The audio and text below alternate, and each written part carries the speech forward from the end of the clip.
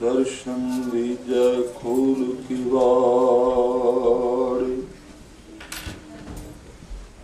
तुम तन तने उदार त्यागी, सर्वं सुनयत सो जस तुमार। मांगो काए रंक सब देखो,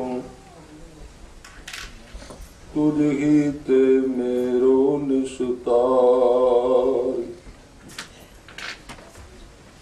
कह कबीर तुम समरथ दाते, चार पदार्थ देत न बार। ओ तेरा भांग खलड़ी मेरा चीत, मैं दीवाना भया अतीत। कर कासा दर्शन की भूख, मैं दर मांगो नीता नीत। तो दर्शन की करो समाए, मैं दर मांगत भीख्या पाए। दर्शन देख जीवा गुर तेरा, पूरन कर्म होए प्रभ मेरा। सो कहो टल गुर सेविया, अहनेस सहज सुभाए। दर्शन परसय गुरु कै, जन्म मरण दुख जाय। होवै सिफत खसामदी, नूर अरसों कुरसों चट्टिया। तुद डिठे सच्चे पातशाह, मल जन्म जन्म दी कटिया। सज्जन सच्चा पातशाह, सिर शाहां दै साहो।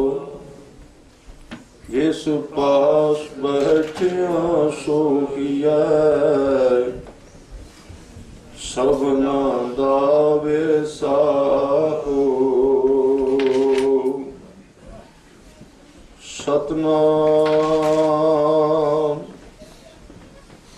वाहिगुरु साहिब जीओ। जे जुग चारे आरजा, होर दसूनी होए। नवा खंडा विच जानिए, नाल चलै सब कोय। जे जुग चारे आरजा, होर दसूनी होए। नवा खंडा विच जानिए, नाल चलै सब कोय। चंगा नाम रखाए कै, जस कीरत जग ले। जे तिस नदर न आवई, तां बात ना पुछै के। कीटा अंदर कीट कर, दोषी दोष तरे। नानक ਨਾਨਕ ਨਿਰਗੁਣ ਗੁਣ ਕਰੇ, ਗੁਣਵੰਤਿਆਂ ਗੁਣ ਦੇ। ਤੇਹਾ ਕੋਇ ਨਾ ਸੁਝਾਈ, ਜੇ ਤਿਸ ਗੁਣ ਕੋਇ ਕਰੇ।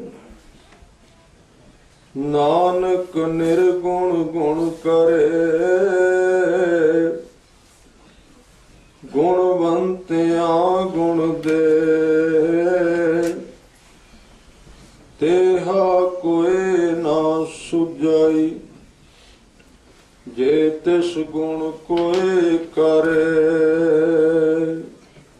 ਵਾਹਿਗੁਰੂ ਜੀ ਕਾ ਖਾਲਸਾ, ਵਾਹਿਗੁਰੂ ਜੀ ਕੀ ਫਤਿਹ। ਸਰਬ ਕਲਾ ਭਰਪੂਰ ਦੀਨ ਦੁਨੀਆ ਦੇ ਬਾਲਕ ਸਤਿਗੁਰੂ ਗੁਰੂ ਗ੍ਰੰਥ ਸਾਹਿਬ ਸੱਚੇ ਪਾਤਸ਼ਾਹ ਜੀ ਦੇ ਪਾਵਨ ਪਵਿੱਤਰ ਚਰਨਾਂ ਵਿੱਚ ਜੁੜ ਬੈਠੇ ਗੁਰਮੁਖ ਪਿਆਰੇ ਸਤ ਸੰਗੀ ਜਨੋ, ਸਤਿਗੁਰਾਂ ਨੇ ਸਾਰਿਆਂ ਤੇ ਬੜੀ ਕਿਰਪਾ ਕੀਤੀ ਹੈ, ਜੋ ਕਿ ਇਸ ਭੱਜ ਦੌੜ ਦੇ ਸਮੇਂ ਵਿੱਚੋਂ ਇਹ ਵਕਤ ਉਦਮ ਸਾਨੂੰ ਬਖਸ਼ਿਸ਼ ਕੀਤਾ ਹੈ। ਆਪਣੇ ਚਰਨਾਂ ਵਿੱਚ ਬੈਠਣ ਦਾ ਸੁਭਾਗ ਸਮਾਂ ਦਿੱਤਾ ਹੈ, ਕਿਉਂਕਿ ਗੁਰੂ ਨਾਨਕ ਸਾਹਿਬ ਜੀ ਦੀ ਅੰਮ੍ਰਿਤ ਬਾਣੀ ਜਪਜੀ ਸਾਹਿਬ ਦੀ ਵਿਆਖਿਆ ਬੜੇ ਭਾਗਾਂ ਨਾਲ ਇਹ ਪ੍ਰਾਪਤ ਹੋਣ ਵਾਲਾ ਸਮਾਂ ਹੈ। ਜੀਵਨ ਵਿੱਚ ਕਦੀ ਇੱਕ ਵਾਰੀ ਇਸ ਤਰ੍ਹਾਂ ਦਾ ਸਮਾਂ ਮਿਲਦਾ ਹੈ। ਸਤਿਗੁਰਾਂ ਨੇ ਅੱਜ ਦੇ ਪਾਵਨ ਪਵਿੱਤਰ ਸ਼ਬਦ ਵਿੱਚ ਸਾਡੇ ਮਨ ਦੀਆਂ ਕੁਝ ਉਮੰਗਾਂ ਦਾ ਵਰਣਨ ਕੀਤਾ ਹੈ, ਜਿਨ੍ਹਾਂ ਦੇ ਪਿੱਛੇ ਤੁਰਦਿਆਂ ਮਨੁੱਖ ਆਪਣੇ ਆਪੇ ਨੂੰ ਭੁੱਲ ਜਾਂਦਾ ਹੈ ਔਰ ਇੱਕ ਦੌੜ ਵਿੱਚ ਸ਼ਾਮਲ ਹੋ ਜਾਂਦਾ ਹੈ। ਇਹ ਦੌੜ ਸਤਿਗੁਰੂ ਕਹਿੰਦੇ ਨੇ ਕਿਤੇ ਰੁਕਦੀ ਨਹੀਂ, ਇਹਦਾ ਅੰਤ ਮੌਤ ਹੀ ਕਰਦੀ ਹੈ। ਸੰਸਾਰ ਦੀ ਇਸ ਦੌੜ ਦੇ 3-4 ਨਾਮ ਗੁਰੂ ਸਾਹਿਬ ਨੇ ਲਏ ਨੇ। ਇੱਕ ਤਾਂ ਹਰ ਇੱਕ ਮਨੁੱਖ ਦੀ ਇਹ ਖਵਾਇਸ਼ ਹੈ, ਮੰਗ ਹੈ ਕੁਦਰਤੀ ਤੌਰ ਤੇ ਕਿ ਮੇਰੀ ਉਮਰ ਬਹੁਤ ਲੰਬੀ ਹੋਣੀ ਚਾਹੀਦੀ ਹੈ। ਇਹਦੇ ਵਿੱਚ ਕੋਈ ਸ਼ੱਕ ਨਹੀਂ, ਇਹ ਤਾਂ ਅਰਦਾਸ ਵੀ ਕੀਤੀ ਜਾਂਦੀ ਹੈ ਲੰਬੀ ਉਮਰ ਵਾਸਤੇ। ਦੂਸਰਾ, ਜਦੋਂ ਮਨੁੱਖ ਥੋੜਾ ਜਿਹਾ ਵੱਡਾ ਹੁੰਦਾ ਹੈ ਤਾਂ ਇੱਕ ਮੰਗ ਇਹਦੇ ਵਿੱਚ ਬੜੀ ਪ੍ਰਬਲ ਹੋ ਜਾਂਦੀ ਹੈ। ਉਹ ਮੰਗ ਬੜੀ ਤ੍ਰਿਸ਼ਨਾ ਨੂੰ ਜਨਮ ਦਿੰਦੀ ਹੈ, ਬੜੇ ਭਾਂਬੜ ਮਚ ਪੈਂਦੇ ਨੇ ਮਨ ਵਿੱਚ। ਉਹ ਮੰਗ ਹੈ, ਪਹਿਲਾ ਮਨੁੱਖ ਸੋਚਦਾ ਘੱਟੋ ਘੱਟ ਮੇਰੇ ਪਰਿਵਾਰ ਵਿੱਚ ਤਾਂ ਲੋਕ ਮੈਨੂੰ ਜਾਣਨ। ਕੁਝ ਲੋਕ ਆਪਣੇ ਪਰਿਵਾਰ ਦੇ ਵਿੱਚ ਆਪਣਾ ਪ੍ਰਭਾਵ ਪਾਉਣਾ ਚਾਹੁੰਦੇ ਨੇ। ਕਈਆਂ ਦਾ ਦੌੜ ਇੱਥੋਂ ਅੱਗੋਂ ਚਲੀ ਜਾਂਦੀ, ਉਹ ਆਪਣੇ ਨਗਰ ਦੇ ਅੰਦਰ ਇਹ ਦਿਖਾਉਣਾ ਚਾਹੁੰਦੇ ਨੇ ਕਿ ਮੈਂ ਕੋਈ ਹਾਂ ਇਸ ਨਗਰ ਦੇ ਵਿੱਚ। ਫਿਰ ਕੋਈ ਵਿਅਕਤੀ ਜ਼ਿਲ੍ਹੇਵਾਰ ਡਿਸਟ੍ਰਿਕਟ ਦੇ ਅੰਦਰ ਆਪਣੀ ਹੋਂਦ ਨੂੰ ਜਿਤਾਉਣ ਵਾਸਤੇ ਕਈ ਤਰ੍ਹਾਂ ਦੇ ਉਪਰਾਲੇ ਕਰਦਾ ਹੈ ਕਿ ਲੋਕ ਮੈਨੂੰ ਜਾਣ ਲੈਣ ਕਿ ਮੈਂ ਕੁਝ ਹਾਂ। ਜਿਹੜੇ ਉੱਥੋਂ ਤੱਕ ਚਲੇ ਜਾਂਦੇ ਨੇ, ਕਿਉਂਕਿ ਭੋਗ ਦੇ ਸੰਬੰਧ ਵਿੱਚ ਇਹ ਕਿਹਾ ਗਿਆ ਹੈ। ਭੋਗ ਦਾ ਅਰਥ ਹੈ, ਭੋਗ 2 ਤਰ੍ਹਾਂ ਦਾ ਹੈ, ਸੰਸਾਰ ਦਾ ਭੋਗ ਤੇ ਨਿਰੰਕਾਰ ਦਾ ਭੋਗ। ਵੈਸੇ ਭੋਗ ਦੇ ਅਰਥ ਸਮਾਪਤੀ ਨਹੀਂ ਹੁੰਦੇ, ਜਿਵੇਂ ਅਸੀਂ ਸਮਝ ਲੈਂਦੇ ਹਾਂ। ਅਸੀਂ ਕਹਿੰਦੇ ਹਾਂ ਅਖੰਡ ਪਾਠ ਸਾਹਿਬ ਦਾ ਭੋਗ ਪੈ ਗਿਆ, ਹੁਣ ਸਮਾਪਤੀ ਹੋ ਗਈ ਹੈ। ਪਰ ਭੋਗ ਦੇ ਅਰਥ ਸਮਾਪਤੀ ਨਹੀਂ। ਭੋਗ ਦੇ ਅਰਥ ਨੇ ਕੋਈ ਚੀਜ਼ ਤਿਆਰ ਹੋ ਚੁੱਕੀ ਹੈ ਤੇ ਹੁਣ ਉਹਨੂੰ ਛਕਣਾ ਹੈ। इसलिए असी ये प्रबंध कर दिता कि भोग पै गया, समाप्ति हो गई, चलो गुरु ग्रंथ साहिब जी गुरुद्वारे असी ठेके ते। ये तां असी कहा भी भोग समाप्ति हुंदी है। ज्यादा लोग पंजाब विच इसे तरह पाठ कराउंदे ने। अजे गुरु ग्रंथ साहिब जी का स्वरूप गुरुद्वारे भी नहीं पहुंचता, बाद विच शराब दीयां बोतलां खुल भी जांदियां। उन्होंने यही अर्थ कीते ने कि भोग दे अर्थ हुंदे ने समाप्त हो गया, पर इहदा इस लफ्ज नाल कोई लेना देना है ही नहीं है। समाप्ति दे नाल भोग दा संबंध कुछ खाण नाल है, कुछ भोगण दे नाल है। हर नाम हर रस भोगो, ये तो बाणी तो तैयार हुई सी ते खाण दे वक्त असी कह दिता समाप्ति हो गई है। इसलिए भोग दो तरह दे ने ते ये भी एक भोग है भी बहुत सारे लोग मैनू जान लैण। जिवें कल बेनती कीती सी, तीन तरह का साडा जीवन है, तीन तरह दे साडे भोग ने, तीन तरह असी संसार दे विच चीजां नू वरतने। शरीर दे भोग शरीर द्वारा भोगे जाते हैं, शरीर के ज्ञान इंद्रियां द्वारा, कर्म इंद्रियां द्वारा। जिहड़ा अज सतगुरु कह रहे हैं शरीर का भोग नहीं है, मन का भोग है। मन की भुख है भी लोग मैनू जान लैण, मेरी वडियाई होवे, मेरी उपमा होवे। बड़ा खतरनाक भोग है। नशा छड्ड देना बहुत सौखा है, पर नशा छड्डण वाले इस नशे नूं नहीं छड्ड सकते कि चौवां पासे मेरी जय जयकार हो जाए। ये बड़ा खतरनाक नशा है। माया का सूक्ष्म नशा जिहड़ा धार्मिक लोकां नूं भी घेर के रखदा है। शरीर दे भोग तां दिसदे ने, कोई शरीर करके भोगी होवे असीं आरोप ला देंगे ये शराब पी रहा है, ये कुकर्म कर रहा है, ये क्योंकि बाहरों प्रगट है, पकड़ विच आ जांदा, दिस पैंदा है। पर एक ही हुंदा है कि धार्मिक दुनिया विच दाखल होने वाले लोग शरीर दे भोगां नूं कुछ हद तक छड्डदे ने, सारे नहीं। समाज दे सामने कुछ पाबंदियां लग जांदियां ने, पर ओही एनर्जी जिहड़ी शरीर द्वारा नहीं भोगी गई एकदम मन विच प्रवेश करदी, वो मन दे भोग लभना शुरू कर दिंदा है। अपनी उस्तत, अपनी वडियाई, ये दूसरी तरह दे भोग ने। मन दे भोग, मन की वासना, मन दे रस, ਉਹਦੇ अंदर अपने आप नूं वड्डा जानना, अपने आप नूं ऊपर रखण दा यतन करना, अपनी वडियाई नूं खिलाउण वास्ते योग और अयोग तरीके वरतने, और दूसरियां नूं नीवा रखण दा यतन करना। क्योंकि ये गल पक्की है, साडी वड्डी वडियाई दूसरियां दे नीवेपण ते खड़ी है। साडी अपनी तां कोई नाम तो बिना बंदे दी अपनी थां कोई नहीं बनती। जे निजी थां बनाउणी है ना, कोई निजी वडियाई। कल आपां ने 4-5 भगतां दा नाम लिया सी, उन्हां दी बड़ी वडियाई हुई, बड़ी महिमा हुई, पर उन्होंने ये वडियाई किसी दी वडियाई घटा के नहीं लई, अपने आप ही उन्हां दी वडियाई बन गई। कुदरती तौर पर किसी दा थां नहीं उन्होंने लिया, वो अपनी थां ते आप ही खड़े ने। और जिहड़ा प्रभु दे नाम द्वारा वडियाई पाउंदा फिर ओदी वडियाई नूं कोई खो नहीं सकता, क्योंकि दूसरे द्वारा नहीं मिली हुंदी, वो दे अपने आप करके हुंदी है।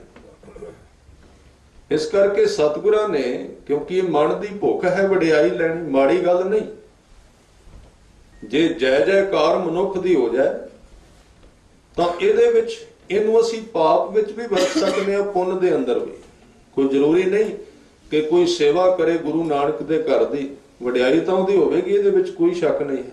कोई मनुख करके देख लै। तुसीं हुणे आ शब्द गुरु के सिंघां तो सरवण कर रहे सो, कोई गावे को सुनै, हर नामा चित लाए, कहो कबीर संसा नहीं। इहदे विच शक ना कर, क्योंकि जिन सेविया तिन पाया मान। इत्थे ते बादशाहियां रुलदियां फिरदियां, पर सतगुरु देंदे नहीं।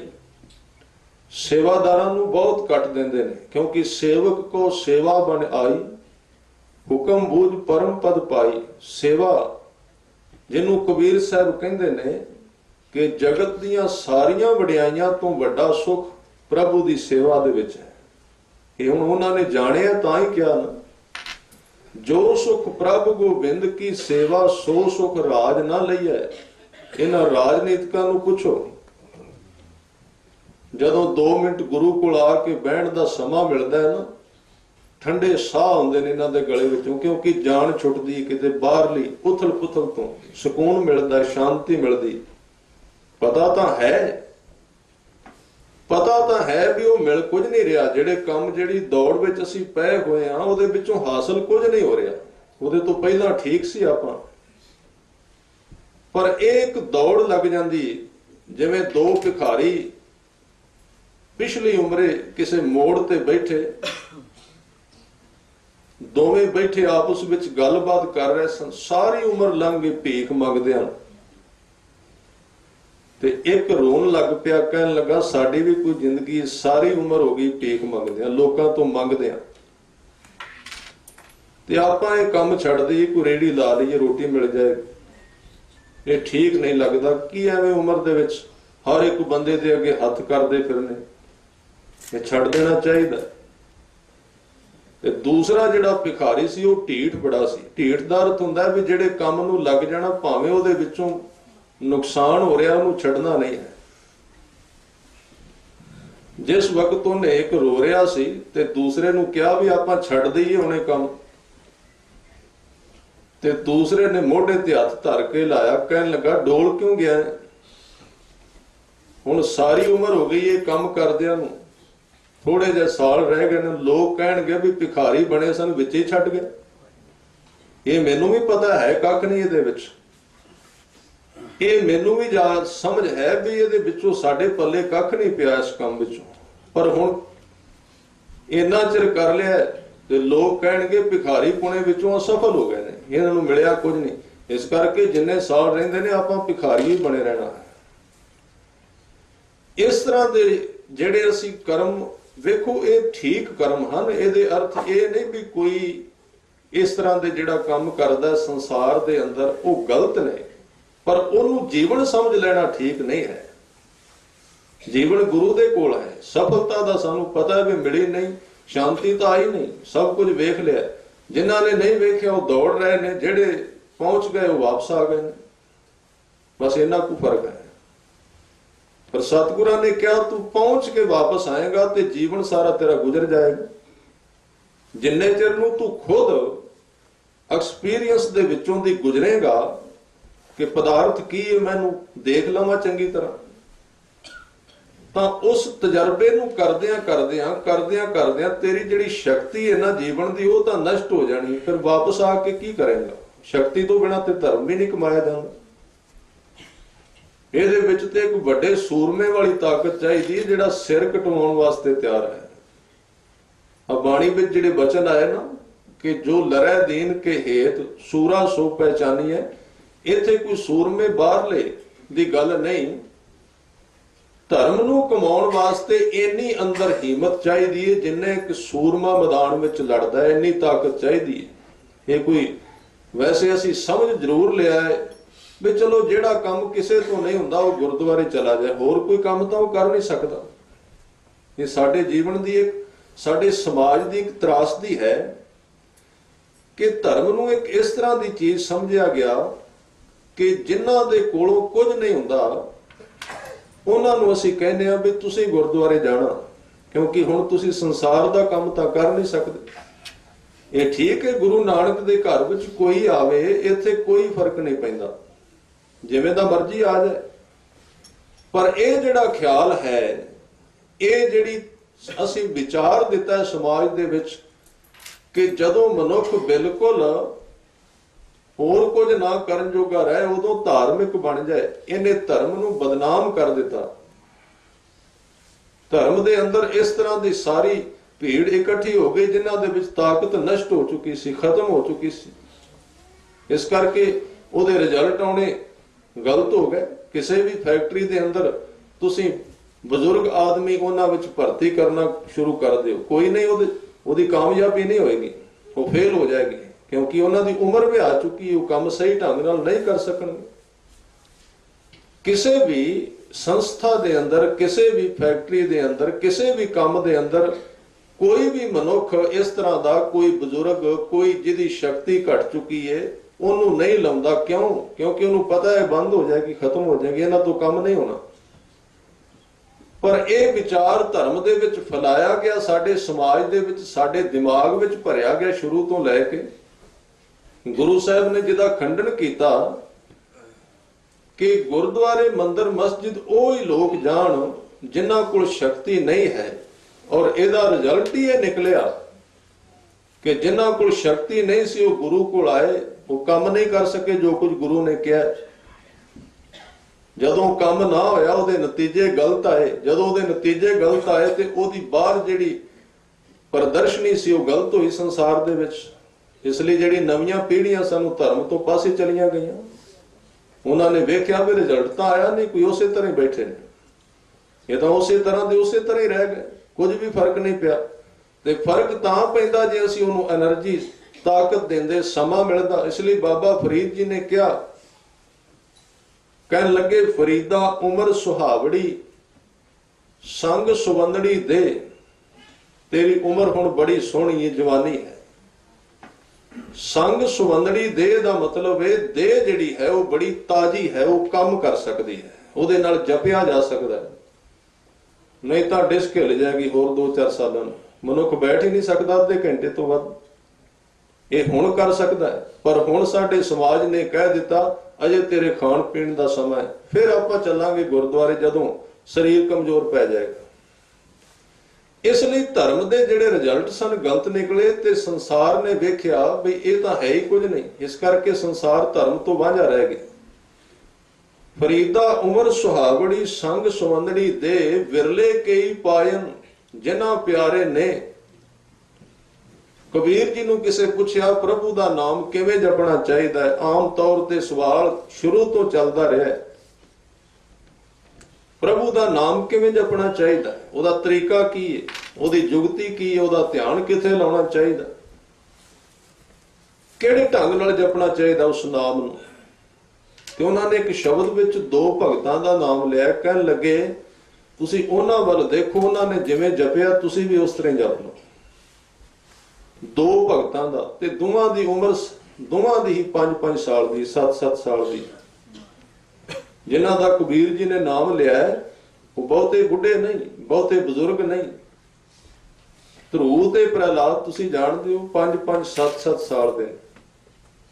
ਕਬੀਰ ਜੀ ਨੇ ਕਿਸੇ ਸਵਾਲ ਦੇ ਜਵਾਬ ਵਿੱਚ ਤੁਕ ਉਚਾਰਨ ਕੀਤੀ ਹੈ ਕਿ ਰਾਮ ਜਪੋ ਜੀ ਐਸੇ ਐਸੇ, ਧਰੂ ਪ੍ਰਹਿਲਾਦ ਜਪਿਓ ਹਰ ਜੈਸੇ।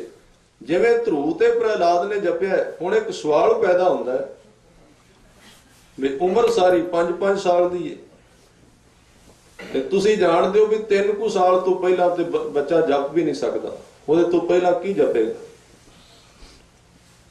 ਫਿਰ ਸਾਲ ਤੋਂ ਹੀ ਲਾਇਆ ਧਰੂ ਨੇ, ਸਿਰਫ ਇੰਨੇ ਵਿੱਚ ਹੀ ਭਗਤ ਹੋ ਗਏ, ਬ੍ਰਹਮ ਗਿਆਨੀ ਬਣ ਗਏ। ਇੰਨੇ ਸਮੇਂ ਵਿੱਚ ਸਾਰਾ ਕੁਝ ਹੋ ਗਿਆ। ਇਹ ਗੱਲ ਖਰ ਬਹੁਤ ਲੰਬੀ ਹੈ ਵੀ ਇੰਨਾ ਸਮਾਂ ਲੱਗਾ ਜਾਂ ਪਿੱਛੇ ਕੁਝ ਬੈਕ ਸਾਈਡ ਬਹੁਤ ਲੰਬੀ ਹੋ ਸਕਦੀ ਹੈ, ਉਹਦੇ ਪਿੱਛੇ ਬਹੁਤ ਲੰਬਾ ਕੁਝ ਖੜਾ ਹੋ ਸਕਦਾ ਹੈ।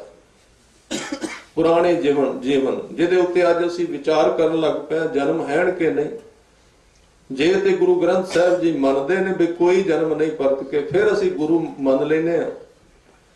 ਅਸੀਂ ਜਨਮ ਮਰਨ ਨਹੀਂ ਮੰਨਦੇ, ਇਸ ਲਈ ਅਸੀਂ ਗੁਰੂ ਗ੍ਰੰਥ ਸਾਹਿਬ ਜੀ ਨਾਲ ਸਹਿਮਤ ਨਹੀਂ। ਇਸ ਤਰ੍ਹਾਂ ਦੇ ਲੋਕ ਮਿਲੇ। ਇਹ ਗੱਲ ਮੇਰੇ ਮੰਨਣ ਵਿੱਚ ਨਹੀਂ ਆਉਂਦੀ। ਗੁਰੂ ਗ੍ਰੰਥ ਸਾਹਿਬ ਵਿੱਚ ਤਾਂ ਲਿਖੀ ਹੋਈ ਹੈ, ਪਰ ਮੇਰੇ ਮੰਨਣ ਵਿੱਚ ਨਹੀਂ ਆਉਂਦੀ। ਫਿਰ ਤੇਰੇ ਮੰਨਣ ਵਿੱਚ ਨਹੀਂ ਆਉਂਦੀ ਤੇ ਗੁਰੂ ਗ੍ਰੰਥ ਸਾਹਿਬ ਜੀ ਤੇਰੇ ਸਿਰ ਤੇ ਖੜੇ ਨਹੀਂ। ਹੋਰ ਬਹੁਤ ਲੋਕ ਨੇ। ਇੱਕ ਆਦਮੀ ਦੇ ਨਾ ਮੰਨਣ ਨਾਲ ਕੋਈ ਸੱਚਾਈ ਗਾਇਬ ਨਹੀਂ ਹੋ ਜਾਂਦੀ, ਇਹਦੇ ਨਾਲ ਕੋਈ ਫਰਕ ਨਹੀਂ ਪਏਗਾ। ਇਹ ਲੋਕ ਫਿਰ ਕਿਵੇਂ, ਕੋਈ ਪਿਛਲੇ, ਇਹ ਬਾਣੀ ਨੇ ਮੰਨਿਆ। ਮੈਂ ਥੋੜਾ ਜਿਹਾ ਇਸ ਵਿਸ਼ੇ ਉੱਤੇ ਉਦਾਹਰਨ ਦੇ ਦਿਆਂ ਗੁਰਬਾਣੀ ਵਿੱਚੋਂ। ਸਭ ਤੋਂ ਕ੍ਰਾਂਤੀਕਾਰੀ ਭਗਤ ਕਬੀਰ ਸਾਹਿਬ, ਜਿਨ੍ਹਾਂ ਨੇ ਪਖੰਡ ਦਾ ਰਤਾ ਜਿੰਨਾ ਵੀ ਆਸਰਾ ਨਹੀਂ ਲਿਆ ਤੇ ਸੱਚ ਸੱਚ ਕਿਹਾ, ਉਹਨਾਂ ਨੇ ਵੀ ਇਸ ਸਚਾਈ ਨੂੰ ਮੰਨਿਆ। ਕਬੀਰ ਸਾਹਿਬ ਨੇ ਕਿਹਾ ਹੈ ਕਿ हे ਪ੍ਰਭੂ, ਪਿਛਲੇ ਜਨਮ ਵਿੱਚ ਮੈਂ ਤੇਰਾ ਸੇਵਕ ਸੀ, ਮੈਂ ਤੇਰੀ ਬੰਦਗੀ ਕਰਦਾ ਸੀ। ਮੈਂ ਇਹ ਦੇਖਿਆ ਨਹੀਂ। ਗੁਰੂ ਗ੍ਰੰਥ ਸਾਹਿਬ ਜੀ ਦੀ ਬਾਣੀ ਦੇ ਉੱਤੇ ਤੁਹਾਨੂੰ ਮੈਂ ਸੁਣਾ ਦੇਣਾ, ਉਹਦੇ ਅਰਥ ਟੀਕਿਆਂ ਵਿੱਚੋਂ ਵੀ ਜਾ ਕੇ ਪੜ੍ਹ ਲੈਣ। ਤਰਾਸਦੀ ਸਾਡੀ ਇਹ ਹੈ ਕਿ ਅਸੀਂ ਜਿਹੜੀ ਲਾਈਨ ਬਾਰੇ ਇੱਕ ਅੱਖਰ ਵੀ ਨਹੀਂ ਪੜ੍ਹਿਆ, ਅਸੀਂ ਉਹਦੇ ਲੈਕਚਰਰ ਬਣ ਜਾਂਦੇ। ਇਹ ਠੀਕ ਹੈ, ਸਾਰਿਆਂ ਨੂੰ ਅਧਿਕਾਰ ਹੈ ਧਰਮ ਬਾਰੇ ਸੋਚਣ ਦਾ, ਕਹਿਣ ਦਾ, ਬੋਲਣ ਦਾ, ਇਹ ਸਾਰਿਆਂ ਨੂੰ ਅਧਿਕਾਰ ਹੈ। ਪਰ ਸਤਿਗੁਰਾਂ ਨੇ ਇੱਕ ਬਚਨ ਕਿਹਾ ਹੈ, ਧਿਆਨ ਦੇਣਾ, ਇਹ ਧਰਮ ਬਾਰੇ ਕੁਝ ਕਹਿਣਾ ਅੱਗ ਨਾਲ ਖੇਡਣਾ ਹੈ। ਜਿਵੇਂ ਲੋਕ ਗੇਂਦ ਨਾਲ ਖੇਡਦੇ ਨੇ, ਆਹ ਗੇਂਦ ਹੈ, ਤੇ ਉਹ ਜਿਹੜੀ ਗੇਂਦ ਹੈ ਉਹ ਅਜੇ ਲੈਦਰ ਦੀ ਹੈ, ਤੇ ਜੇ ਉਹਦੇ ਵਿੱਚ ਵੀ ਆਨਾਕਾਨੀ ਕਰਦੀ ਤੇ ਉਹ ਕਿਸੇ ਨਾ ਕਿਸੇ ਥਾਂ ਤੇ ਚੋਟ ਲਾਏਗੀ, ਕਿਉਂਕਿ ਖੇਡ ਬੜੀ ਖਤਰਨਾਕ ਚੀਜ਼ ਹੈ। ਧਰਮ ਬਾਰੇ ਕੁਝ ਕਹਿਣਾ ਅੱਗ ਨਾਲ ਖੇਡਣਾ, ਜਿਵੇਂ ਅੱਗ ਦਾ ਗੋਲਾ ਅਸੀਂ ਖੇਡ ਰਹੇ ਹਾਂ। ਸਤਿਗੁਰਾਂ ਨੇ ਕਿਹਾ ਬਾਣੀ ਵਿੱਚ, ਨਾਨਕ ਕਥਨਾ ਕਰੜਾ ਸਾਰ। ਸਾਰ ਦਾ ਅਰਥ ਹੈ ਲੋਹਾ, ਕਥਨਾ ਦਾ ਅਰਥ ਹੈ ਰਿੜਕਣਾ। ਗੁਰੂ ਸਾਹਿਬ ਕਹਿੰਦੇ ਨੇ ਜਿਵੇਂ ਬੀਬੀਆਂ ਮਧਾਣੀ ਪਾ ਕੇ ਦਹੀਂ ਰਿੜਕਦੀਆਂ ਨੇ ਨਾ, ਹੁਣ ਤਾਂ ਚਲੋ ਇਹ ਸਾਰਾ ਕੁਝ ਸਿਸਟਮ ਨਸ਼ਟ ਹੋ ਗਿਆ। ਪੁਰਾਣੀਆਂ ਮਾਈਆਂ ਨੂੰ ਪਤਾ ਹੈ ਕਿ ਦਹੀਂ ਜਿਹੜਾ ਹੈ ਬੜਾ ਨਰਮ ਹੁੰਦਾ ਹੈ, ਉਹ ਲੱਕੜ ਦੀ ਮਧਾਣੀ ਨਾਲ ਰਿੜਕਿਆ ਜਾਂਦਾ ਸੀ ਇੰਡੀਆ ਵਿੱਚ, ਹੁਣ ਤਾਂ ਮਿਲਦੀ ਵੀ ਨਹੀਂ ਹੋਏਗੀ। ਉਹ ਰਿੜਕਣਾ ਕਿੰਨਾ ਸੌਖਾ ਹੈ, ਨਰਮ ਹੈ। ਪਰਮਾਤਮਾ ਬਾਰੇ ਕੁਝ ਕਹਿਣਾ ਉਹ ਕੀ ਹੈ? ਉਹ ਇਸ ਤਰ੍ਹਾਂ ਜਿਵੇਂ ਕਿਸੇ ਭਾਂਡੇ ਦੇ ਵਿੱਚ ਲੋਹੇ ਦੇ ਟੁਕੜੇ ਪਏ ਹੋਣ ਤੇ ਉੱਤੋਂ ਮਧਾਣੀ ਪਾ ਕੇ ਲੋਹੇ ਨੂੰ ਰੜਕਿਆ ਜਾਏ, ਇੰਨਾ ਔਖਾ ਹੈ। ਨਾਨਕ ਕਥਨਾ ਕਰੜਾ ਸਾਰ। ਫਿਰ ਹਰ ਇੱਕ ਹੀ ਇਹਦੇ ਬਾਰੇ, ਹਾਂ, ਗੁਰੂ ਸਾਹਿਬ ਦਾ ਜਿਹੜਾ ਤਰੀਕਾ ਹੈ, ਜਿਹੜਾ ਗੁਰੂ ਕੀ ਹਜ਼ੂਰੀ ਵਿੱਚ ਬੋਲੇ, ਇਹ ਸੰਵਿਧਾਨ ਹੈ ਗੁਰੂ ਨਾਨਕ ਦੇ ਘਰ ਦਾ, ਵੀ ਅਰਦਾਸ ਕਰਕੇ ਬੋਲੇ, ਮੈਂ ਜੋ ਕੁਝ ਬੋਲ ਰਿਹਾ ਇਹ ਤੁਸੀਂ ਕਿਰਪਾ ਕਰਨੀ, ਇਹਦੇ ਵਿੱਚੋਂ ਘੱਟ ਵੱਧ ਜਿਹੜਾ ਉਹ ਮਾਫ ਕਰ ਦੇਣਾ। ਇਹ ਬੜਾ ਔਖਾ ਵਿਸ਼ਾ ਹੈ, ਕਿਉਂਕਿ ਦੁਨੀਆ ਦੀ ਸਭ ਤੋਂ ਮਹਿੰਗੀ ਸਟੱਡੀ ਧਰਮ ਹੈ, ਜਿਹੜਾ ਸਾਰੇ ਅਣਦਿਸ ਦਾ ਵਿਸ਼ਾ, ਜਿਹਦੇ ਉੱਤੇ ਕੋਈ ਮਨੁੱਖ ਦੇਖ ਹੀ ਨਹੀਂ ਸਕਦਾ, ਕੋਈ ਵੀ ਵਿਅਕਤੀ ਗੁੰਮਰਾਹ ਕਰ ਸਕਦਾ ਲੋਕਾਂ ਨੂੰ। ਮੁਹੰਮਦ ਸਾਹਿਬ ਦੇ ਸੰਬੰਧ ਵਿੱਚ ਇਹ ਕਿਹਾ ਗਿਆ ਹੈ, ਇੱਕ ਦਿਨ ਉਹ ਕਿਤੇ ਆਰ ਪਾਰ ਚਲੇ ਗਏ, ਪਰ ਲੋਕ ਚਲੇ ਗਏ, ਔਰ ਮੈਂ ਨਾਲ ਨਾਲ ਗੁਰਬਾਣੀ ਕਵਾਂਗਾ ਕਿਉਂਕਿ ਤਰਕ ਬਹੁਤ ਪੈਦਾ ਹੋ ਗਏ। ਉਹ ਪਰ ਲੋਕ ਚਲੇ ਗਏ, ਕੇਵਲ ਉਹ ਨਹੀਂ ਚਲੇ ਗਏ, ਗੁਰੂ ਗ੍ਰੰਥ ਸਾਹਿਬ ਜੀ ਦੇ ਸ਼ਬਦ ਵੀ ਕਹਿੰਦੇ ਨੇ। ਭਗਤ ਜੀ ਕਹਿੰਦੇ ਨੇ, ਆਜ ਮੇਰਾ ਮਨ ਪ੍ਰਗਟ ਭਇਆ ਹੈ, ਪੇਖੀ ਅੱਲੇ ਧਰਮ ਰਾਓ। ਅੱਜ ਮੈਂ ਧਰਮਰਾਜ ਵੇਖਿਆ। ਗੁਰੂ ਗ੍ਰੰਥ ਸਾਹਿਬ ਜੀ ਦੀ ਬਾਣੀ ਦਾ ਸ਼ਬਦ ਹੈ, ਅੱਜ ਮੈਂ ਧਰਮਰਾਜ ਨੂੰ ਵੇਖਿਆ ਹੈ। ਇਹ ਗੁਰੂ ਗ੍ਰੰਥ ਸਾਹਿਬ ਜੀ ਦੀ ਬਾਣੀ ਕਹਿ ਰਹੀ ਹੈ। ਉੱਥੇ ਕੀ ਹੁੰਦਾ ਹੈ? ਤਹਿ ਕਰਦਲ ਕਰਨ ਮਹਾਬਲੀ। ਉੱਥੇ ਵੱਡੇ ਵੱਡੇ ਸੂਰਮਿਆਂ ਨੂੰ ਧਰਮਰਾਜ ਮਲਦਾ ਪਿਆ ਹੱਥਾਂ ਵਿੱਚ ਫੜ ਕੇ, ਜਿਹੜੇ ਕਿਸੇ ਤੋਂ ਮੰਨਦੇ ਨਹੀਂ ਸਨ। ਤਹਿ ਕਰ ਦਲ, ਕਰ ਦਾ ਅਰਥ ਹੈ ਹੱਥ, ਦਲ ਦਾ ਅਰਥ ਹੈ ਦਲ ਰਿਹਾ ਹੈ। ਮਹਾਬਲੀ, ਵੱਡੇ ਵੱਡੇ ਹੰਕਾਰੀਆਂ ਨੂੰ। ਤਹਿ ਕਰਦਲ ਕਰਨ ਮਹਾਬਲੀ, ਤਿੰਨ ਅੱਗ ਲੜੈ ਮੈਂ ਰਹਿ ਨਾ ਜਾਏ। ਉਹਨਾਂ ਦੇ ਅੱਗੇ ਖੜਾ ਨਹੀਂ ਹੁੰਦਾ ਹੋਇਆ ਜਾਂਦਾ, ਇੰਨੇ ਭਿਆਨਕ ਨੇ। ਮੁਹੰਮਦ ਸਾਹਿਬ ਉਹਨਾਂ ਦੀ ਨਜ਼ਰ ਵਿੱਚ ਪਾਰਲਾ ਪਾਸਾ ਆਇਆ। ਇਹ ਇਸਲਾਮ ਦੀ ਇੱਕ ਕਹਾਣੀ ਹੈ। ਉਹਨਾਂ ਨੇ ਕੀ ਵੇਖਿਆ ਕਿ ਸਾਹਮਣੇ ਕੁਝ ਲੋਕ ਖੜੇ ਨੇ ਤੇ ਇੱਕ ਦੇਵਤਾ, ਇੱਕ ਫਰਿਸ਼ਤਾ ਹੱਥ ਵਿੱਚ ਅੱਗ ਦੀ ਕੈਂਚੀ ਫੜ ਕੇ ਆਇਆ ਤੇ ਇੱਕ ਇੱਕ ਦੀ ਜੀਭ ਕੱਟਦਾ ਜਾ ਰਿਹਾ, ਇੱਕ ਇੱਕ ਦੀ ਜੀਭ ਕੱਟਦਾ ਜਾ ਰਿਹਾ। ਇਸਲਾਮ ਦੀ ਬੜੀ ਪ੍ਰਸਿੱਧ ਕਹਾਣੀ। ਤੇ ਉਹ ਤੇ ਪੈਗੰਬਰ ਸਨ, ਬੜੇ ਦਇਆ ਵਾਲੇ, ਬੜੀ ਦਇਆ ਆ ਗਈ। ਕਹਿਣ ਲੱਗੇ, ਇੰਨਾ ਜ਼ੁਲਮ, ਇਹ ਪਾਪ, ਇੰਨਾ ਪਾਪ ਇਹਨਾਂ ਤੇ ਕਰ ਰਹੇ ਹੋ, ਛੱਡ ਦਿਓ ਇਹਨਾਂ ਨੂੰ, ਵਿਚਾਰੇ ਗਰੀਬ ਆਦਮੀ। ਉਹ ਕਹਿਣ ਲੱਗੇ, ਜੀ ਇਹ ਗਰੀਬ ਨਹੀਂ, ਇਹ ਦੁਨੀਆ ਵਿੱਚ ਹਰ ਰੋਜ਼ ਨਵਾਂ ਪੁਆੜਾ ਖੜਾ ਕਰਦੇ ਸਨ। ਇਸ ਜ਼ੁਬਾਨ ਦੇ ਨਾਲ ਇਹ ਧਰਮ ਬਾਰੇ ਬੋਲਦੇ ਰਹੇ ਨੇ ਤੇ ਗਲਤ ਬੋਲਦੇ ਰਹੇ ਨੇ। ਇਸ ਲਈ ਪ੍ਰਮਾਤਮਾ ਨੇ ਕਿਹਾ, ਇਹਨਾਂ ਦੀ ਜ਼ੁਬਾਨ ਕੱਟ ਦਿਓ, ਵਰਤ ਕੇ ਬੋਲਣ ਨਾ, ਇਹ ਬੋਲਣੇ ਨਹੀਂ ਚਾਹੀਦੇ। ਇਹ ਜਿਹੜਾ ਵਿਸ਼ਾ ਹੈ, ਇਹ ਭੈ ਵਿੱਚ, ਸਿਰਫ ਡਰ ਵਿੱਚ। ਇਹ ਨਹੀਂ ਕੋਈ ਦਾਵਾ ਕਰ ਸਕਦਾ ਕਿ ਕੋਈ ਇੱਥੇ ਬੈਠ ਕੇ ਕਹੇ ਮੈਂ ਬਿਲਕੁਲ ਸਹੀ ਬੋਲ ਰਿਹਾ, ਜਾਂ ਦਾਵਾ ਕਰ ਦੇਣਾ। ਇੱਥੇ ਸਿਰਫ ਇੱਕੋ ਹੀ ਤਰੀਕਾ ਹੈ, ਜੋ ਕੁਝ ਤੂੰ ਕਹਾਇਆ ਉਹ ਮੈਂ ਕਹਿ ਦਿੱਤਾ ਹੈ, जे ठीक है प्रवान कर लेना, जे गलत है ते बख्श देना। तीसरा रास्ता ही कोई नहीं है। इसलिए गुरु ग्रंथ साहिब जी की बाणी ने इस जन्म मरण के चक्कर नूं मन्निया है। उन्होंने बचन कहे कबीर जी ने, कहन लगे हे प्रभु मैं पिछले जन्म विच तुहाडा भगत सी। ते एक होर बचन उन्होंने बहुत प्यारा किया, कहन लगे जदों मैं तेरी बंदगी करदा रहा उस वक्त मेरे मत्थे ते तेरी बंदगी का निशान लग गया, ते अज भी मैनू दिस रहा है वो निशानी लगी हुई मेरे मत्थे ते।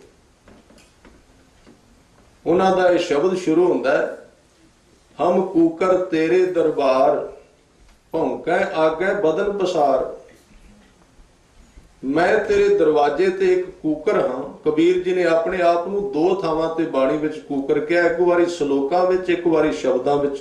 कबीर कूकर राम को मोतिया मेरो नाम। मोती अपने आप का नाम दसिया, क्योंकि मोती उस कुत्ते का नाम रखते हैं जिहड़ा मालक का बड़ा प्यारा हो। कबीर कूकर राम को मोतिया मेरो नाम, गले हमारे जेवरी जय खींचा तय जाऊं। जिधर तू ले जाना है उधर ही जा रहा। जिथे कुत्ते विच वफादारी हुंदी है ना, उत्थे कुत्ते का एक फर्ज भी हुंदा है ध्यान देना। गुरबाणी विच बड़े थावां ते कूकर दे उदाहरण दिते गए ने। उसारू पक्ष विच गुरु तेग बहादुर साहब जी नूं किसे पुछया बंदगी किवें करनी है, उन्होंने कहा अपने घर विच बजे हुए कुत्ते वल देख लै। स्वामी को गृह ज्यों सदा सुवान तजत न नित। जे तू बंदगी करनी, गुरु साहब ने इन्ने सरल तरीके दसे ने जिहदा कोई इस तरह के औखे कोई मैडिटेशन नाल इन्ना संबंध नहीं है। वो मन की एक भावधारा है। तू जे बंदगी करनी है उस कूकर वाल वेख, क्यों ਉਹਨੂੰ जे मालक रोटी पा दे तां भी खुश है, जे नहीं पाउंदा तां भी कई बारी गुस्से विच आके मार भी देंदा है, पर वो अपने मालक दा दरवाजा नहीं छड्डदा। इसलिए एक बारी एक सज्जन ने बड़ी सोहनी उदाहरण दी। कहन लगे एक मालक दा वफादार प्यारा कुत्ता सी, किसी कारण उन्हें उस अपने कुत्ते नूं कुट मार कीती, उन्होंने मारिया। बेचारा निराश जिहा हो गया। पहला प्यार भी बहुत करता सी उहदा मालक, मार कुट कीती ते कुदरती तौर ते दरवाजे दे बाहरले पासे घरां दे विच, पिंडां दे विच, पंजाब दे अंदर तुसीं अज भी वेखोगे लोकां ने स्वाह ते कूड़ा सुट्टिया हुंदा है। ते वो निराश हो के ना जिहड़ा कुत्ता है, जदों मालक दी मार पई ते उस कूड़े दे उत्ते जाके सिर सुट के बैठ गया।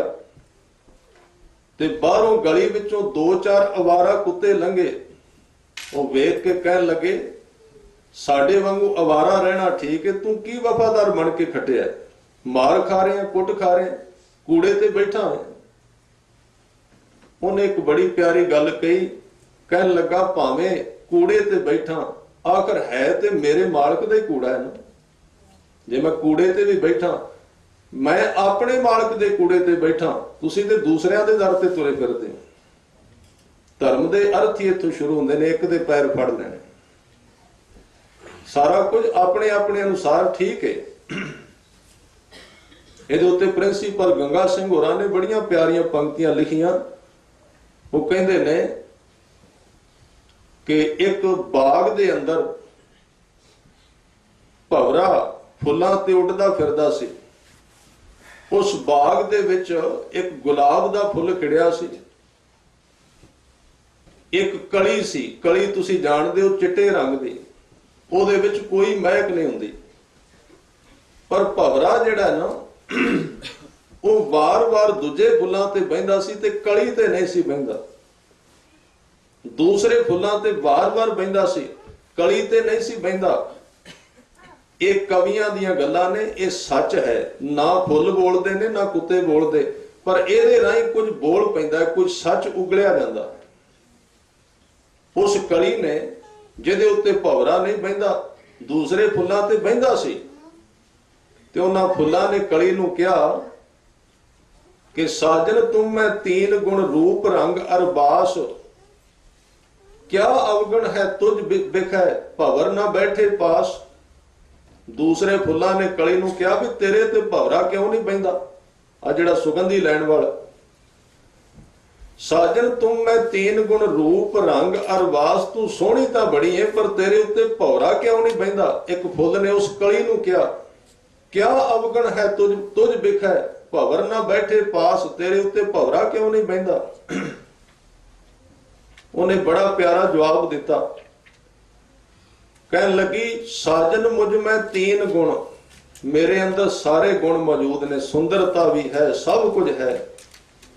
साजन मुझ में तीन गुण रूप रंग अरबास, पर जगह जगह के मीत को कौन बिठावे पास।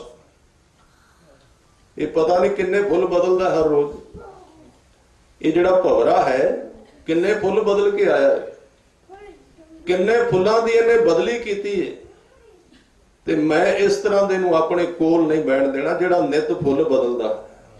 सगल द्वार को छाड़ के गयो तुहारो द्वार, बाएं गए की लाजस गोबिंद दास तुहार। चरण ना छाडो शरीर कल जाई, एक दे चरण फड़ने एक दा हो जाना। बेनती कर रहा सा कि इस संबंध दे अंदर मैं बहुत अगे चला गया। सतगुरु कहते ने कि कथना करड़ा सार, उन्होंने कहना बहुत औखा है। ते जन्म मरण के संबंध में बचन कर रहा सा। एक कुकर की गल कर रहा सी। गुरु तेग बहादुर साहब कहते नाम जपना ते कुत्ते तो सिख लै, इन्ना वफादार, छड़दा ही नहीं दरवाजा अपने मालक का। स्वामी को ग्रह ज्यों सदा, स्वामी का अर्थ है मालक, ग्रह का अर्थ है घर, स्वाम का अर्थ है कुत्ता, तजत का अर्थ है छड़ना, नित का अर्थ है कदी नहीं। स्वामी को गृह ज्यों सदा, स्वान तजत न नित, नानक ਇਹ ਵਿਦ ਹਰ ਭਜੋ। ਇਹ ਵਿਧੀ ਗੁਰਮਤ ਦੀ ਜੇ ਤੂੰ ਸਿੱਖਣੀ ਹੈ। ਨਾਨਕ ਇਹ ਵਿਦ ਹਰ ਭਜੋ, ਇੱਕ ਮਨ ਹੋਏ ਇੱਕ ਚਿੱਤ, ਇੱਕ ਮਨ ਤੇ ਇੱਕ ਚਿੱਤ ਹੋ ਕੇ ਪ੍ਰਭੂ ਦਾ ਨਾਮ ਜਪ। ਇਸ ਕੁੱਤੇ ਤੋਂ ਸਿੱਖ ਕਿਵੇਂ ਵਫਾਦਾਰੀ ਨਿਭਾ ਰਿਹਾ ਹੈ। ਕਬੀਰ ਸਾਹਿਬ ਨੇ ਜਿੱਥੇ ਆਪਣੇ ਆਪ ਨੂੰ ਕੂਕਰ ਕਿਹਾ ਬਾਣੀ ਦੇ ਅੰਦਰ ਵਫਾਦਾਰੀ ਦਾ ਗੁਣ ਕਿਹਾ, ਉਥੇ ਇੱਕ ਗੁਣ ਹੋਰ ਬੜਾ ਵੱਡਾ ਕਿਹਾ। कहन लगे संता मानो दूता डानो, यह कुटवारी मेरी। मैं उस प्रभु का कुत्ता हाँ ते मेरी ड्यूटी उन्हें एक लाई हुई है। केड़ी कि तू संतां दा अर्थ है नाम जपण वाले जिहड़े धर्म नूं मनदे ने, उन्हां दी तू राखी करनी है, उन्हां दे पक्ष विच रहना। ते जिहड़े गुरु के शब्द तो ओले जांदे ने वखरे ने, उन्होंने तू डन लाना, भाव उन्होंने तू परे रखना, दोवां नूं वखरे वखरे कर देना। संता मानो दूतां डानो, उन्हां दूतां दे उत्ते भौंकना, तू पहरा देना है। यह कुटवारी मेरी है, मेरी ड्यूटी लाई है रब ने। ते रब ना करे जिस धर्म दे बोलण वाले समझौतावादी हो जाण अपने मन दे, उस धर्म का फिर रब ही राखा है। जिस धर्म के बुलारे समझौता कर लैन भी दसो जी की बोलीए असीं, तुहाडी स्टेज ते किवें दी मर्यादा चलदी है, इत्थे गल करिए कि ना करिए, किवें करिए गल है, फिर उस कौम का रब राखा है। जां वो समझौतावादी लोग जिहड़े अपने मन तो पुछ के गुरु की बाणी दे अर्थ करते हैं भी असीं जो कुछ जिवें दा जिउं रहे हां, असीं अपने गुरु नूं उस तरह का सिद्ध करना जिवें दे असीं जिउं रहे हैं। इहदा मतलब गुरुआं तो ये सिखां तो पुछ के गुरु नूं अपनी मर्यादा बनाउणी पैगी, इस भाव दे अनुसार नहीं। गुरु दा ते अर्थ ही है भी जिहड़ा सिख दी एक नहीं सुनदा, वो अपनी जिहड़ा हुक्म है उहदे उत्ते लागू कर देंदा, उहनूं मनना पैंदा है। इस करके कबीर जी ने कहा कि संता मानो दूता डानो, ए कुटवारी मेरी, रैण दिवस तेरे पाव पलोसों, केस चरण केस चबर कर फेरी, हम कूकर तेरे दरबार, भौंकै आगे बदन पसार। ते फिर उन्होंने क्या कहन लगे, पूर्व जन्म हम तुमरे सेवक। जिहड़ी मैं गल कर रहा सी सांझी तुहाडे नाल, ये शंका दूर हो जाना चाहिए। पूर्व जन्म ये गुरबाणी विच भगत कबीर जी का शब्द है। ये अर्थ सारे जिन्होंने व्याकरण अनुसार किए, प्रिंसीपल साहब सिंह होरां ने ਗਿਆਨੀ ਹਰਬੰਸ ਸਿੰਘ ਹੋਰਾਂ ਨੇ, ਸਾਰਿਆਂ ਨੇ ਹੀ ਕੀਤੇ ਨੇ। ਉਹ ਇਹ ਕਹਿੰਦੇ ਨੇ ਕਿ ਤੁਮਰੇ ਦੁਆਰੇ ਧੁਨ ਸਹਿਜ ਕੀ, ਪੂਰਬ ਜਨਮ ਹਮ ਤੁਮਰੇ ਸੇਵਕ, ਪਿਛਲੇ ਜਨਮ ਵਿੱਚ ਅਸੀਂ ਤੁਹਾਡੇ ਸੇਵਕ ਸੀ। ਅਬ ਤੋਂ ਮਿਟਿਆ ਨਾ ਜਾਈ, ਤੇ ਉਹ ਪੁਰਾਣਾ ਸੁਭਾਅ ਹੁਣ ਸਾਡੇ ਅੰਦਰੋਂ ਨਿਕਲਦਾ ਨਹੀਂ, ਅਸੀਂ ਫਿਰ ਉਸੇ ਤਰ੍ਹਾਂ ਹੀ ਕਰਨ ਲੱਗ ਗਏ ਜੋ ਪਿੱਛੇ ਕਰ ਰਹੇ ਸੀ। ਆ ਜਿਵੇਂ ਦੇ ਸਾਡੇ ਹੁਣ ਵੀ ਸੁਭਾਅ ਬਣੇ ਹੋਏ ਨੇ, ਇਹ ਸਾਰੇ ਪੁਰਾਣੇ ਬੈਗ ਹੈ ਸਾਡੀ, ਪਿਛਲੇ ਜੀਵਨਾਂ ਦਾ ਅਰਥ ਹੈ ਸਾਡੇ ਉੱਤੇ ਪ੍ਰਭਾਵ ਪੈ ਰਿਹਾ ਸਾਡੇ ਉੱਤੇ, ਜਿਵੇਂ ਜਿਵੇਂ ਦੀਆਂ ਪਿਛਲੀਆਂ ਜੂਨਾਂ ਦੇ ਵਿੱਚੋਂ ਲੰਘ ਕੇ ਆਏ ਹਾਂ। ਗੁਰੂ ਗ੍ਰੰਥ ਸਾਹਿਬ ਸੱਚੇ ਪਾਤਸ਼ਾਹ ਜੀ ਨੇ ਕਿਹਾ ਕਿ ਕਈ ਜਨਮ ਪੈ ਕੀਟ ਪਤੰਗਾ, ਇਹ ਬੜਾ ਸੁਚੇਤ ਕੀਤਾ ਸਤਿਗੁਰਾਂ ਨੇ। ਆ ਤੇਰੇ ਘਰ ਵਿੱਚ ਜਿਹੜੇ ਕੀੜੇ ਮਰੇ ਪਏ ਨੇ, ਇਹ ਆਪਾਂ ਕਈ ਵਾਰੀ ਬਣੇ ਆ। ਇਹ ਗੁਰੂ ਕੀ ਬਾਣੀ ਹੈ, ਇਹ ਕੋਈ ਮਿਥਿਹਾਸ ਨਹੀਂ, ਕਿਸੇ ਕੌਮ ਦੀ ਰੀਸ ਨਹੀਂ ਕੀਤੀ ਗਈ ਇਸ ਵਿਚਾਰ ਦੇ ਅੰਦਰ। ਕਈ ਜਨਮ ਪਏ ਕੀਟ ਪਤੰਗਾ, ਕਈ ਜਨਮ ਗਜ ਮੀਨ ਕੁਰੰਗਾ। ਗਜ ਦਾ ਅਰਥ ਹੈ ਹਾਥੀ, ਮੇਨ ਦਾ ਅਰਥ ਹੈ ਮੱਛੀ, ਕੁਰੰਗਾ ਦਾ ਅਰਥ ਹੈ ਹਿਰਨ। ਇਹ ਵੀ ਜੂਨਾਂ ਵਿੱਚ ਅਸੀਂ ਲੰਘ ਕੇ ਆਏ। ਕਈ ਜਨਮ ਗਜ ਮੀਨ ਕੁਰੰਗਾ, ਕਈ ਜਨਮ ਪੰਖੀ ਸਰਪ ਹੋਇਓ, ਕਈ ਜਨਮ ਹੈਵਰ ਬਿਰਖ ਜੋਇਓ। ਮਿਲ ਜਗਦੀਸ਼ ਮਿਲਨ ਕੀ ਬਰੀਆ, ਚਿਰੰਕਾਲ ਇਹ ਦੇਹ ਸੰਜਰੀਆ। ਇਹਨਾਂ ਦੇ ਵਿੱਚੋਂ ਅਸੀਂ ਲੰਘ ਕੇ ਆਏ ਹਾਂ, ਤੇ ਉਹਨਾਂ ਸਾਰੀਆਂ ਜੂਨਾਂ ਦੀਆਂ ਦੇਹਾਂ ਸਾਡੀ ਦੇਹ ਦੇ ਅੰਦਰ ਨੇ। ਜਿੰਨੀਆਂ ਜੂਨਾਂ ਦੇ ਵਿੱਚੋਂ ਲੰਘ ਕੇ ਆਏ ਹਾਂ, ਉਹਨਾਂ ਦੀਆਂ ਸੂਖਸ਼ਮ ਦੇਹਾਂ ਮਨੁੱਖ ਦੇ ਸਰੀਰ ਦੇ ਅੰਦਰ ਨੇ। ਤੇ ਗੁਰੂ ਸਾਹਿਬ ਨੇ ਤਾਂ ਹੀ ਕਿਹਾ ਕਰਤੂਤ ਪਸ਼ੂ ਕੀ ਮਾਨਸ ਜਾਤ। ਸਰੀਰ ਬੰਦੇ ਦਾ ਹੈ, ਅੰਦਰਲੀਆਂ ਪਰਤਾਂ ਦੇ ਵਿੱਚ ਪਸ਼ੂ ਬੈਠੇ ਹੋਏ ਨੇ, ਇਹ ਪ੍ਰਗਟ ਹੁੰਦੇ ਨੇ। ਇਹ ਜਦੋਂ ਬੰਦਾ ਨਾਮ ਜਪੇਗਾ ਉਦੋਂ ਜਲਦੀ ਪ੍ਰਗਟ ਹੋਣਗੇ, ਵੈਸੇ ਨਹੀਂ ਪ੍ਰਗਟ। ਵੈਸੇ ਤਾਂ ਉਹ ਸਾਰਾ ਸੰਬੰਧ ਹੋ ਜਾਂਦਾ ਨਾ, ਕਿਉਂਕਿ ਸਮਾਜ ਦੇ ਵਿੱਚ ਪਸ਼ੂਤਾ ਭਰੀ ਹੋਈ ਹੈ, ਪਸ਼ੂਪਣਾ ਹੈ। ਆ ਜਿਹੜਾ ਸਮਾਜ ਪਸ਼ੂਆਂ ਵਾਂਗੂ ਜਿਉ ਰਿਹਾ ਹੈ, ਪਸ਼ੂਆਂ ਵਾਲਾ ਜੀਵਨ ਜੀ ਰਿਹਾ ਹੈ, ਜਿਹਦੇ ਵਿੱਚ ਕੋਈ ਪਿਆਰ ਸਤਿਕਾਰ ਨਹੀਂ, ਕੋਈ ਪਤਾ ਨਹੀਂ ਕੌਣ ਕਿੱਧਰੋਂ ਆ ਰਿਹਾ ਕਿੱਧਰ ਜਾ ਰਿਹਾ ਹੈ, ਇਹ ਪਸ਼ੂਆਂ ਵਾਲਾ ਜੀਵਨ ਹੈ। ਇਹ ਪੁਰਾਣੇ ਪਸ਼ੂਆਂ ਦੀ, ਅਸੀਂ ਕਹਿੰਦੇ ਹਾਂ ਮਨੁੱਖ ਵਿਕਾਸ ਕਰ ਗਿਆ, ਬਹੁਤ ਅੱਗੇ ਲੰਘ ਗਿਆ। ਜੇ ਗੁਰਬਾਣੀ ਵੱਲੋਂ ਵੇਖੀਏ ਤੇ ਪਿੱਛੇ ਚਲਾ ਗਿਆ, ਬਹੁਤ ਪਿੱਛੇ ਚਲਾ ਗਿਆ। ਸਤਿਗੁਰੂ ਕਹਿੰਦੇ ਨੇ ਕਿ ਇਸ ਤਰ੍ਹਾਂ ਦੇ ਜੀਵਨ ਬਹੁਤ ਵਾਰੀ ਮਨੁੱਖ ਲੰਘਿਆ, ਇਹਨਾਂ ਦੇ ਵਿੱਚੋਂ ਦੀ ਗੁਜ਼ਰ ਕੇ ਆਇਆ। ਇਸ ਲਈ ਅੰਦਰ ਦੇਹਾਂ ਨੇ ਪਸ਼ੂਆਂ ਦੀਆਂ। ਜਦੋਂ ਬੰਦਾ ਨਾਮ ਜਪਦਾ, ਕਈ ਇਸ ਤਰ੍ਹਾਂ ਦੇ ਸੱਜਣ ਸਾਨੂੰ ਮਿਲਣ ਵਿੱਚ ਆਏ, ਉਹਨਾਂ ਦਾ ਸ਼ੌਂਕ ਹਰ ਇੱਕ ਬੰਦੇ ਦਾ ਹੁੰਦਾ ਹੈ, ਆਪੋ ਆਪਣੇ ਢੰਗ ਨਾਲ। ਹਰ ਇੱਕ ਬੰਦਾ ਚਾਹੁੰਦਾ ਹੈ ਮੇਰਾ ਮਨ ਰੱਬ ਨਾਲ ਜੁੜ ਜਾਏ। ਤੇ ਉਹਨਾਂ ਨੇ ਜਦੋਂ ਅਭਿਆਸ ਕੀਤਾ ਤੇ ਕਹਿਣ ਲੱਗੇ ਕਈਆਂ ਜਾਨਵਰਾਂ ਦੀ ਆਵਾਜ਼ ਆਉਂਦੀ ਅੰਦਰੋਂ। ਤੇ ਅੱਜ ਕੱਲ ਤੁਹਾਨੂੰ ਪਤਾ ਹੈ ਆ ਸੱਜਣ ਫਿਰਦੇ ਨੇ ਬੜੇ 2-4 ਦਿਨਾਂ ਵਿੱਚ ਰੱਬ ਦਿਖਾਉਣ ਵਾਲੇ। ਉਹ ਕਿਤੇ ਮਿਲ ਗਿਆ, ਉਹਨਾਂ ਨੂੰ ਕਹਿਣ ਲੱਗੇ ਤੇਰਾ ਤੇ ਅਨਹਦ ਵੱਜ ਗਿਆ, ਤੇਰਾ ਤੇ ਅਨਹਦ ਨਾਦ ਵੱਜਣ ਲੱਗ ਗਿਆ। 4-5 ਦਿਨਾਂ ਵਿੱਚ ਹੀ ਸਮਾਧੀ ਲੱਗ ਗਈ ਤੇਰੀ।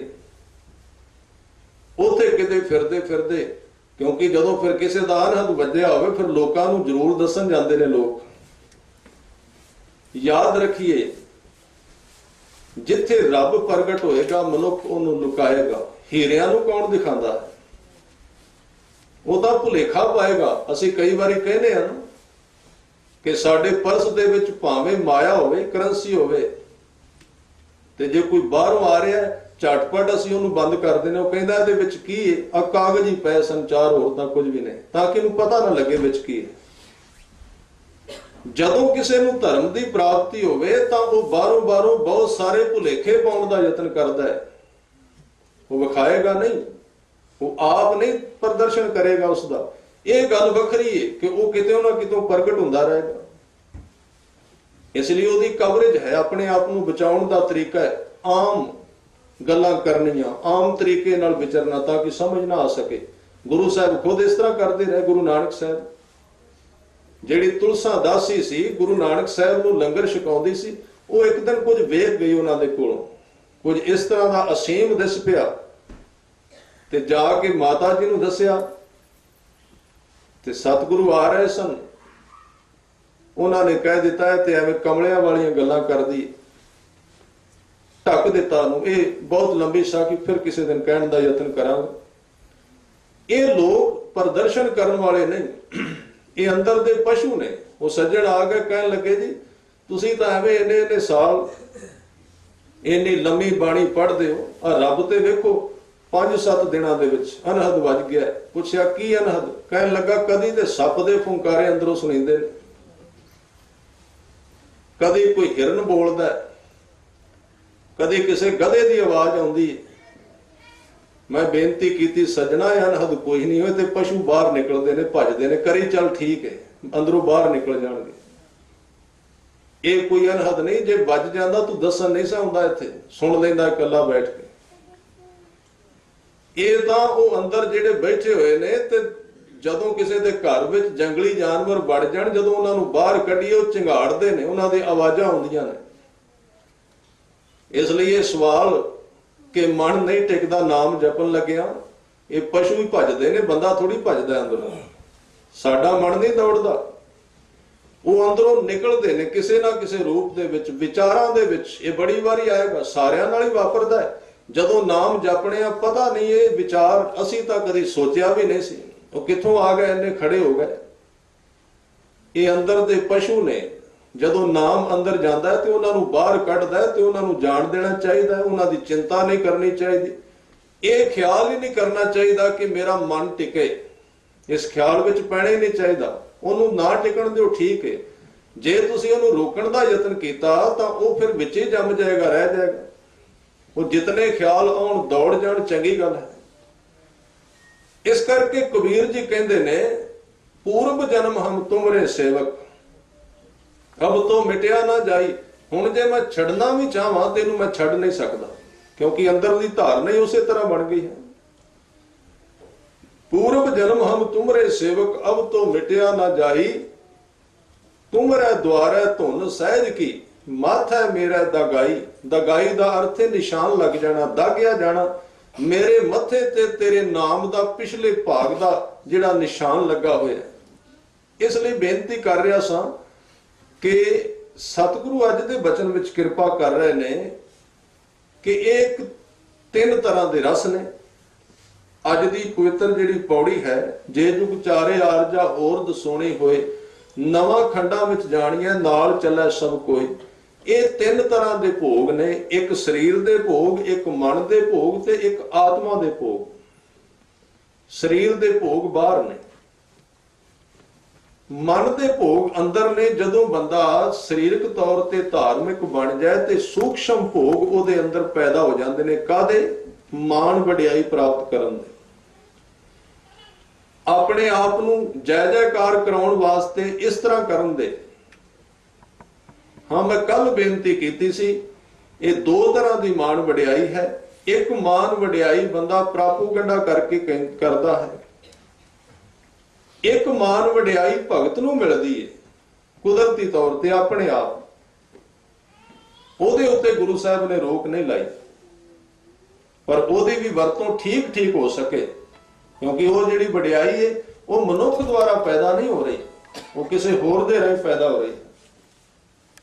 ਉਹ ਦੂਸਰੀ ਵਡਿਆਈ ਕਿਸੇ ਆਦਮੀ ਦੁਆਰਾ ਨਹੀਂ, ਉਹ ਗੁਰੂ ਕੀ ਬਖਸ਼ਿਸ਼ ਹੈ। ਪਰ ਪਹਿਲੀ ਤਰ੍ਹਾਂ ਦੀ ਜਿਹੜੀ ਵਡਿਆਈ, ਇਸ ਤਰ੍ਹਾਂ ਦੇ ਲੋਕ ਤੁਹਾਨੂੰ ਮਿਲਣਗੇ ਜਿਨ੍ਹਾਂ ਦੇ ਚੇਲੇ ਤੁਹਾਡੇ ਵਿੱਚ ਬੈਠੇ ਹੁੰਦੇ ਨੇ ਵਾਹ ਵਾਹ ਵਾਹ ਕਰਨ ਵਾਸਤੇ, ਉਹਨਾਂ ਦੇ ਨਿੱਜੀ ਤੌਰ ਤੇ ਤਨਖਾਹ ਤੇ ਰੱਖੇ ਹੋਏ ਲੋਕ।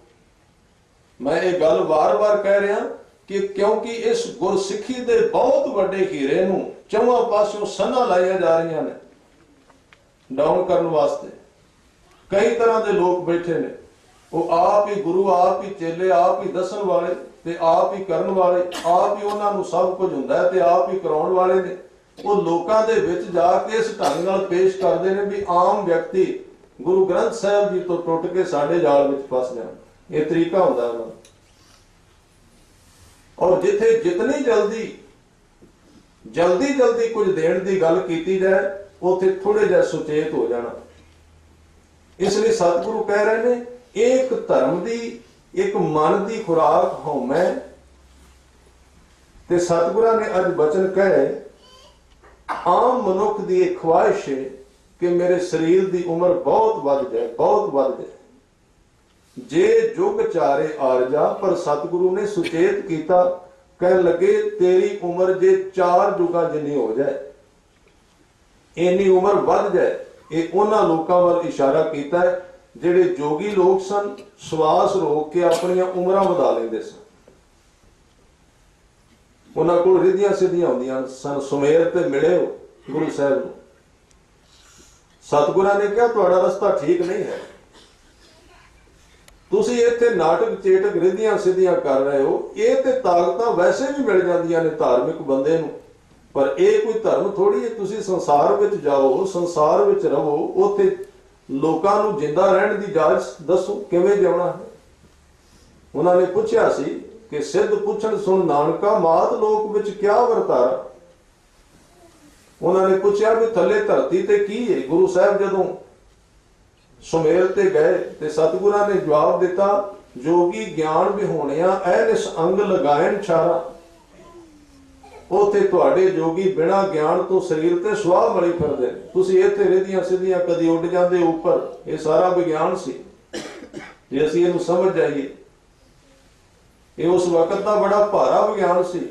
ਉਹ ਉੱਡ ਲੈਂਦੇ ਸਨ ਹਵਾ ਵਿੱਚ, ਸਰੀਰ ਛੋਟਾ ਕਰ ਲੈਣਾ, ਸਰੀਰ ਵੱਡਾ ਕਰ ਲੈਣਾ, ਦੂਰੋਂ ਗੱਲ ਸੁਣ ਲੈਣੀ, ਦੂਰੋਂ ਦ੍ਰਿਸ਼ ਦੇਖ ਲੈਣੇ। ਤੇ ਅੱਜ ਵਿਗਿਆਨ ਦੇਖ ਰਿਹਾ ਸਾਰਾ ਕੁਝ।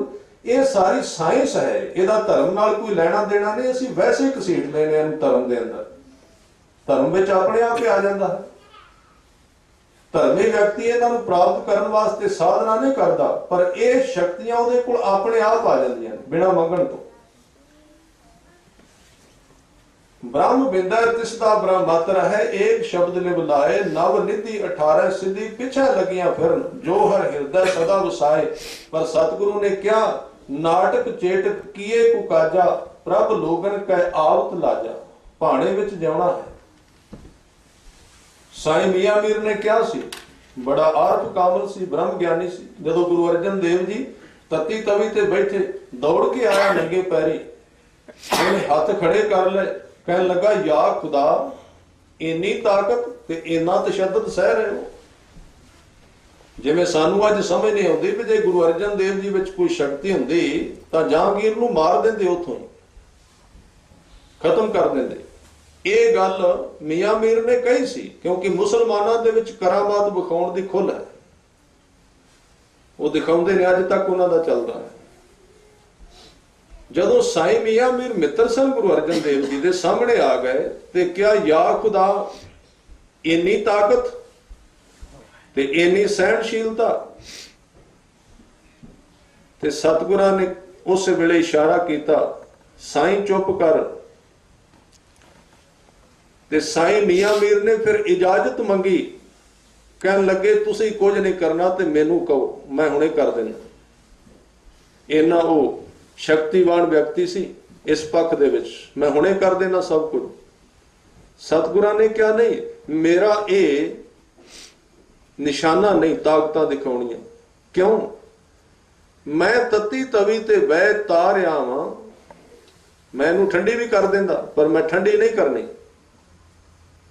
मैं तां तत्ती तवी ते बैठा कि आउण वालियां सदियां दे विच मेरे हज़ारां सिखां ने पैदा होना है ते उन्हां दे जीवन दे विच जरूरी है, कुदरती है, शरीर है, छोटे मोटे दुख सुख जरूर आने ने। ते जे मैं अज तवी ठंडी कर दी, उन्होंने कहना साडा भी हुणे सारा कुछ हल करो। ते ये कुदरत के नियम के अंदर उलंघना है रब दी, भाणे दे विच जाउण तो उल्ट है। इस करके मैं तत्ती तवी ते तां बैठा भी आउण वाले समय दे विच लोग दुख तो घबराउण ना, क्योंकि दुख ही डिवेलप करता जीवन नूं। ध्यान देना, जीवन नूं जदों जीवन दे विच कोई तब्दीली आउणी है ना, कुछ असीं बनना है, कुछ उच्चे होना है, ते दुख दे विचों गुजरना पएगा। सुख कदी जीवन नूं तब्दील नहीं करदा, वो ते नीवा लै जांदा मनुख नूं। ये साडे सारिਆਂ दे जीवन दा तजर्बा है कि जे असीं कुछ भी बने आ, भावें संसारक तौर ते भावें धार्मिक तौर ते कुछ भी असीं बने आ, वड्डे होए आ, उच्चे होए आ, ते ओहदा कारण कोई दुख सह के होए, नींद गवा के बनया, कुछ शरीर नूं दुख दे के मनुख वड्डा होया।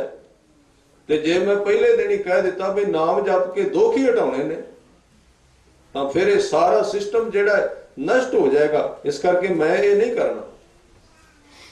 इसलिए सिद्धि होना, ताकत का होना धर्म दे विच है, पर गुरु साहब ने उहदे ते पाबंदी ला दी। इहदे वास्ते कोई साधना ना करे रिद्धियां सिद्धियां वास्ते। जे किसी को आ जाण ते इहदा कोई प्रगटावा ना करे, ये सिੱਖੀ ਦਾ सिद्धांत है, पर यह है नहीं। ये गुरु साहब की बाणी के नाल विचार बिल्कुल मेल नहीं खाता। हाँ, इसकी वरतों नहीं करनी, ये गल ठीक है। सतगुरु कह रहे ने किसी मनुख की उम्र 4 युगां जिन्नी हो जाए,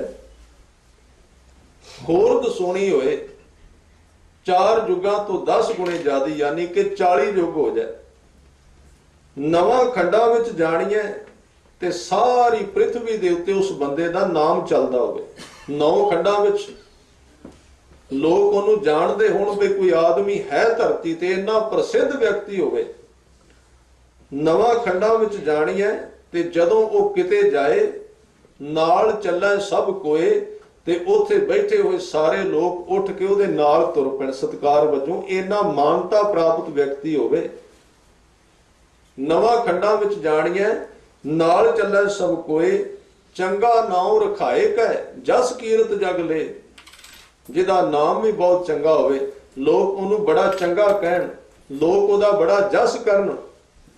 पर मेरे सतगुरु ने कहा, जे तिस नदर ना आवई तां बात ना पुछै कि इन्नी वडियाई जिहदी उम्र 40 युग होवे, जिन्हों सारी पृथ्वी दे लोग जानते होण, जदों तुरे ते लोग उहदे नाल तुर पैण, उहने अपना नाम बड़ा चंगा धराया होवे ते उहदी वडियाई भी बड़ी होवे। जे उस बंदे दे उत्ते रब दी नजर ना पए तां बात ना पुछे कि उस मनुख दी बात किसे नहीं पुछनी।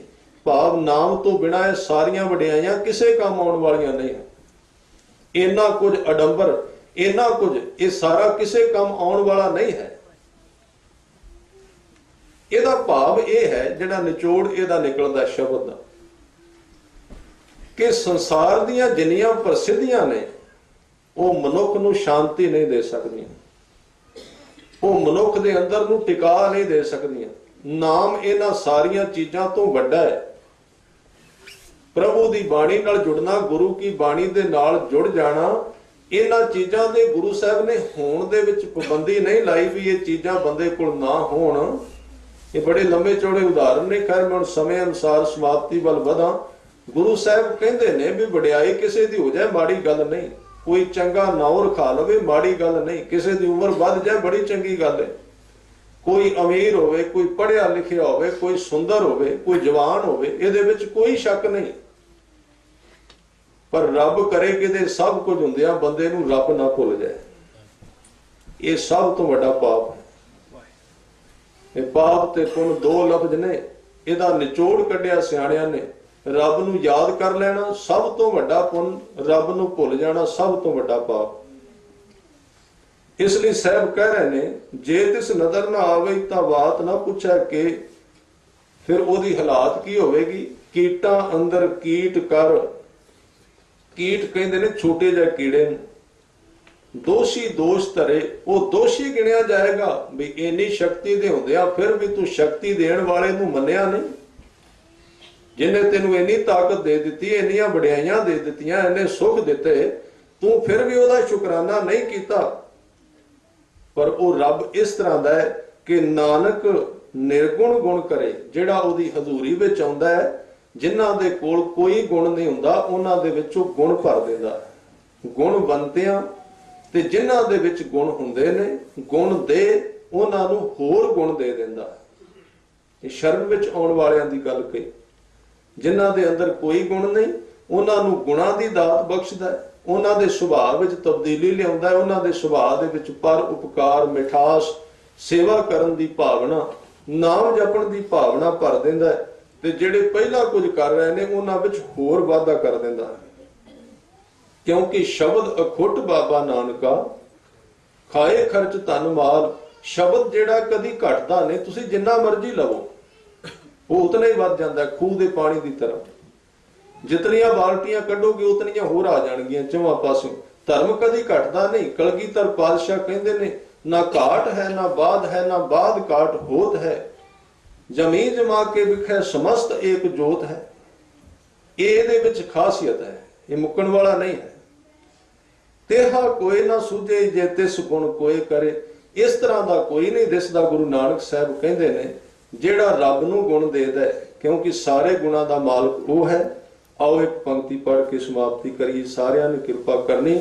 ਨਾਮ ਮਿਲੇ ਤਾਂ ਜੀਵਾ ਨਾਨਕ ਨਾਮ ਮਿਲੈ, ਨਾਮ ਮਿਲੇ ਤਾਂ ਜੀਵਾ ਨਾਨਕ ਨਾਮ ਮਿਲੈ, ਨਾਮ ਮਿਲੇ ਤਾਂ ਜੀਵਾ ਨਾਨਕ ਨਾਮ ਮਿਲੈ, ਨਾਮ ਮਿਲੇ ਤਾਂ ਜੀਵਾ ਨਾਨਕ ਨਾਮ ਮਿਲੈ। ਤੇਰਾ ਕੀਤਾ ਜਾਤੋ ਨਾਹੀ, ਤੇਰਾ ਕੀਤਾ ਜਾਤੋ ਨਾਹੀ, ਤੇਰਾ ਕੀਤਾ ਜਾਤੋ ਨਾਹੀ, ਤੇਰਾ ਕੀਤਾ ਜਾਤੋ ਨਾਹੀ। ਮੈਨੂੰ ਜੋਗ ਕੀ ਤੋਈ ਨਾਨਕ ਨਾਮ ਮਿਲੈ, ਨਾਮ ਮਿਲੇ ਤਾਂ ਜੀਵਾ ਨਾਨਕ ਨਾਮ ਮਿਲੈ, ਨਾਮ ਮਿਲੇ ਤਾਂ ਜੀਵਾ ਨਾਨਕ ਨਾਮ ਮਿਲੈ, ਨਾਮ ਮਿਲੇ ਤਾਂ ਜੀਵਾ ਨਾਨਕ ਨਾਮ ਮਿਲੈ। ਮੈਂ ਨਿਰਗੁਣ ਆਰੇ ਕੋ ਗੁਣ ਨਾਹੀ, ਨਿਰਗੁਣ ਆਰੇ ਕੋ ਗੁਣ ਨਾਹੀ, ਆਰੇ ਕੋ ਗੁਣ ਨਾਹੀ, ਨਿਰਗੁਣ ਆਰੇ ਕੋ ਗੁਣ ਨਾਹੀ। ਆਪੇ ਤਰਸ ਪਇਓਈ ਨਾਨਕ ਨਾਮ ਮਿਲੈ, ਨਾਮ ਮਿਲੇ ਤਾਂ ਜੀਵਾ ਨਾਨਕ ਨਾਮ ਮਿਲੈ, ਆਪੇ ਤਰਸ ਪਇਓਈ ਨਾਨਕ ਨਾਮ ਮਿਲੈ, ਨਾਮ ਮਿਲੇ ਤਾਂ ਜੀਵਾ ਨਾਨਕ ਨਾਮ ਮਿਲੈ। ਸਭ ਕਿਰਪਾ ਕਰਨ। ਇਸੇ ਤਰ੍ਹਾਂ ਚਰਨ ਕਮਲਾਂ ਦਾ ਪਿਆਰ ਉਦੋਂ ਬਖਸ਼ਿਸ਼ ਕਰਨ। ਆਪ ਸਾਰੀਆਂ ਸੰਗਤਾਂ ਦਾ ਬਹੁਤ ਬਹੁਤ ਧੰਨਵਾਦ ਜੋ ਸਮੇਂ ਸਿਰ ਪਹੁੰਚ ਕੇ ਗੁਰੂ ਸਾਹਿਬ ਦੀਆਂ ਖੁਸ਼ੀਆਂ ਪ੍ਰਾਪਤ ਕਰਦੇ ਹੋ। ਇਹ ਸਮਾਂ ਇਸੇ ਤਰ੍ਹਾਂ ਚੱਲਦਾ ਰਹੇਗਾ 6:30 ਤੋਂ 7:30 ਵਜੇ ਤੱਕ। ਔਰ ਸਵੇਰੇ ਇਸ ਹਫ਼ਤੇ ਵਿੱਚ ਇੱਕ ਦਿਨ ਸ਼ਨੀਵਾਰ ਸਵੇਰੇ 8:30 ਤੋਂ 9:15 ਵਜੇ ਤੱਕ ਜਪਜੀ ਸਾਹਿਬ ਜੀ ਦੀ ਪਵਿੱਤਰ ਬਾਣੀ ਦੀ ਵਿਆਖਿਆ ਗੁਰੂ ਕਿਰਪਾ ਦੁਆਰਾ ਆਪ ਜੀ ਸਰਵਣ ਕਰਦੇ ਰਹੋਗੇ। ਸੋ ਧੰਨ ਗੁਰੂ ਗ੍ਰੰਥ ਸਾਹਿਬ ਜੀ ਸੱਚੇ ਪਾਤਸ਼ਾਹ ਵਿਚਾਰਾਂ ਕਰਦਿਆਂ ਬੇਅੰਤ ਹੋਈਆਂ ਭੁੱਲਾਂ ਦੀ ਖਿਮਾ ਕਰਨ, ਅੱਗੋਂ ਸਮਤ ਬਖਸ਼ਿਸ਼ ਕਰਨ, ਫਤਿਹ ਦੀ ਸਾਂਝ ਕਰੋ। ਵਾਹਿਗੁਰੂ ਜੀ ਕਾ ਖਾਲਸਾ, ਵਾਹਿਗੁਰੂ ਜੀ